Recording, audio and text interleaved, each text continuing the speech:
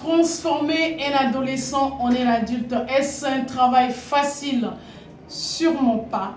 Bonjour, je suis Agi Bonheur et si tu es sur cette chaîne aujourd'hui, c'est que tu aimes le bonheur comme moi. Pouvons-nous simplifier les choses? Oui, la transformation d'un adolescent en un adulte est un travail coriace et très complexe. Pour faire simple, soyons imparfaits devant nos adolescents. Oui, restons juste imparfaits.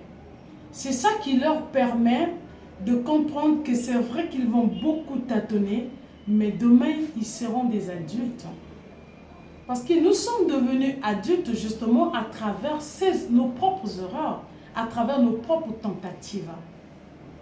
Pourquoi ne tolérons pas, nous, à nos enfants, de passer par les mêmes erreurs, par leurs propres tentatives pour s'améliorer au fur et à mesure?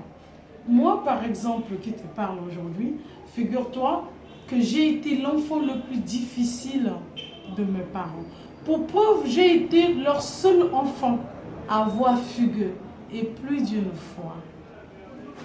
Mais grandi au village que je suis, quand je te dis que je fuguais, cela veut dire que je voyageais.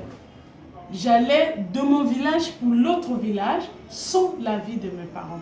Parfois même plus loin, dans le village de ma mère, à 75 km de là où nous étions, mais sans avoir pris l'autorisation de mes parents, alors que je n'avais même pas 15 ans, je devais avoir entre 11 et 12 ans.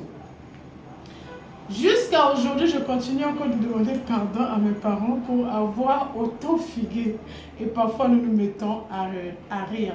Et je leur demande, comment aviez-vous fait? Pourquoi vous ne me criez pas dessus quand je rentrais? Ben, ils disent rien. Mais moi, j'ai juste des films. Quand j'arrivais de ce voyage-là, mes parents m'accueillaient avec amour.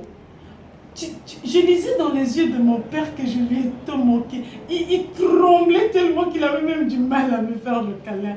Tout comme ma mère aussi. Elle me prenait sur ses cuisses, elle me caressait sur le dos. Oh, dis-moi comment ça s'est passé. Elle tremblait tellement de me revoir. Mais nous, que faisons-nous de nos enfants aujourd'hui? Sommes-nous juste parfaits devant nos enfants? Agissons-nous comme si nous étions parfaits devant nos enfants? Lorsque notre adolescent a fait une erreur, a fait une faute, a essayé d'être adulte et que ça n'a pas marché, comment réagissons-nous? Rappelons-nous que le même enfant que tu condamnes tant aujourd'hui d'avoir tenté d'être adulte, a tenté plusieurs fois de marcher sans réussir. Et à chaque fois qu'il trébuchait, tu venais à son secours, n'est-ce pas? Tu lui tendais tes mêmes mains. Oui, ce sont tes mêmes mains aujourd'hui que tu peux toujours tendre à l'adolescent qui est face à toi. Tu lui disais sûrement, viens. Même quand il pleurait alors qu'il est tombé, peut-être à l'âge de 12 mois, 8 mois, tu lui prenais dans tes bras et tu l'aidais à continuer. Parce que l'enfant qui essaie de marcher, même lorsqu'il est blessé, il n'abandonne pas. C'est cette attitude enthousiaste, audacieuse, que nous devons motiver les adolescents à développer. C'est-à-dire quoi? Ne devenons pas les ennemis de nos enfants. Ne nous réjouissons pas du malheur de nos enfants. Ne te réjouis pas de la douleur de ton enfant. Voilà que ton fils a engrossé une fille. Et que quand la petite a mis au monde, à l'âge de 6 mois, elle dit non, moi je ne peux plus téter l'enfant, je suis fatiguée d'allaiter, eh bien je viens le déposer chez tes parents. Pendant que ton fils a mal, parce que son bébé pleure, sa maman est partie, elle n'a pas voulu continuer le travail, que fais-tu? Es-tu là comme une personne qui va le consoler ou bien tu viens lui dire c'est très bien fait pour toi parce que tu ne m'avais pas écouté? Je voyais bien que ta femme là c'était une pute, ça se voyait, elle est partie avec les autres mecs. Donc, tu lui ajoutes encore de la douleur. Ne peux-tu pas simplement laisser ton cœur parler, du genre lui dire, je suis désolé fils, mais j'ai tâtonné comme toi aussi, je suis désolé.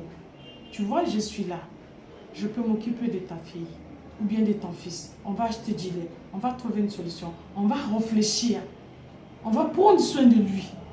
Tu sais, tu seras un grand homme.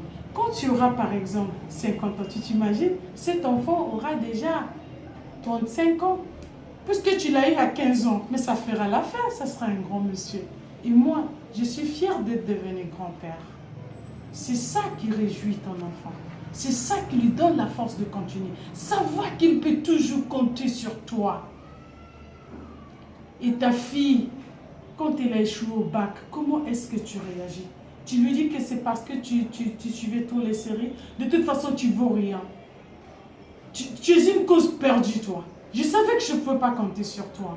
Comment tu peux dire à ton enfant qu'elle est une cause perdue? Non, l'enfant n'est pas une cause perdue. L'enfant est une réussite en devenir. Ça veut dire qu'elle va tenter beaucoup de choses. Eh bien, si elle ne réussit pas, ne lui demande pas la perfection. Sois juste à côté de ton enfant. Quand il pleure, eh bien, donne-lui ton épaule. Oui, fais-lui un câlin. Encourage-le de reprendre et de ne pas abandonner. Et qui vous a dit que toutes les grandes dames ont eu le bac? Vous savez, d'autres n'en ont pas eu. Savez-vous par quoi tous les grands hommes sont passés? Savez-vous quelle horreur, quelle tentative ils ont essayé pour en arriver là? Aujourd'hui, vous les voyez grands. Aujourd'hui, vous voyez les femmes grandes dames. Vous savez par quoi elles sont passées? Je vais te dire un petit secret. Les plus grandes épreuves appellent à la plus grande grandeur. Donc, ton enfant qui passe par les plus grandes épreuves-là, c'est cet enfant-là qui sera le plus réussi de tes enfants. Tout ce que tu peux faire aujourd'hui, ne l'abandonne pas. Ne deviens pas l'ennemi de ton enfant. Console-le, aide-le à continuer. Parce que s'il ne sait pas, il ne peut pas échouer. Et tant qu'il ne peut pas échouer, il ne réussira pas. En tout cas, je te fais confiance, je compte beaucoup sur toi.